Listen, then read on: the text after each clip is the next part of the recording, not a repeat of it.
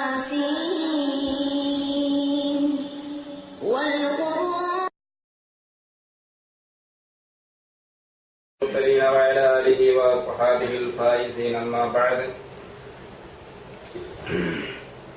أعوذ بالله من الشيطان الرجيم بسم الله الرحمن الرحيم قل اللهم مالك الملك تؤتي الملك من تشاء وتنزع الملك ممن تشاء وتعز من تشاء وتذل من تشاء بيدك الخير إنك على كل شيء قدير تولج الليل في النهار وتولج النهار في الليل وتخرج الحي من الميت وتخرج الميت من الحي وترزق من تشاء بغير حساب صدق الله مولانا العظيم وصدق وبلغ رسوله النبي الكريم ونحن على ذلك من الشاهدين الشاكرين والحمد لله رب العالمين. وقال رسول الله صلى الله عليه وسلم وعن أبي ذر رضي الله عنه أوصاني خليلي رسول الله صلى الله عليه وسلم بسبع أمرني بحب المساكين والذنوب منهم إلى آخر الحديث صدق رسول الله صلى الله عليه وسلم.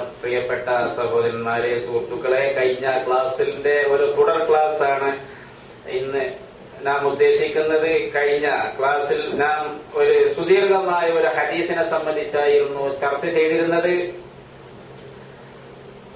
പ്രഗത്ഭനായ ഒരു സഹാബി വര്യന്റെ ചരിത്രം, ഇസ്ലാമിലെ പ്രഗത്ഭനായ വസാബിഖൂനൽ അവ്വലൂന മിനൽ മുഹാജിരീന വൽ അൻസാർ എന്ന് വിശുദ്ധ ഖുർആൻ പറഞ്ഞ ആദ്യമേ ഇസ്ലാമിലേക്ക് കടന്നു വന്ന മുഹാജിറുകളും അൻസാറുകളുമായ സ്വഹാബാക്കൾ എന്ന് വിശുദ്ധ ഖുർആൻ വിശേഷിപ്പിച്ച ആ സഹാബാക്കളുടെ കൂട്ടത്തിൽപ്പെട്ട പ്രഗത്ഭനായ ഒരു സഹാബി വര്യന്റെ ചരിത്രത്തിലേക്കാണ് കഴിഞ്ഞ ക്ലാസ്സിൽ നാം പ്രതിപാദിച്ചത്. അഥവാ ബഹുമാനപ്പെട്ട അബൂദറുൽ ഗിഫാരി റളിയല്ലാഹു അൻഹു, ഗിഫാർ ഗോത്രക്കാരനായ അബൂദറുൽ ഗിഫാരി റളിയല്ലാഹു അൻഹുവിന്റെ ചരിത്രമാണ് നാം കഴിഞ്ഞ ക്ലാസ്സിൽ തുടങ്ങിവെച്ചത്.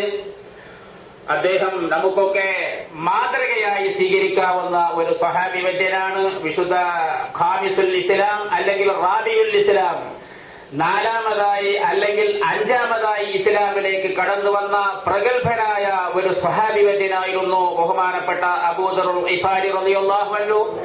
നബി സല്ലല്ലാഹു അലൈഹി വസല്ലമ തങ്ങളുടെ അടുക്കൽ സദുപദേശം തേടി വന്നിരുന്ന പല സഹാബാക്കളോടും ഹബീബായ റസൂലുള്ളാഹി സല്ലല്ലാഹു അലൈഹി വസല്ലമ തങ്ങൾ കുൻ അബാ ദർറിൻ, നീ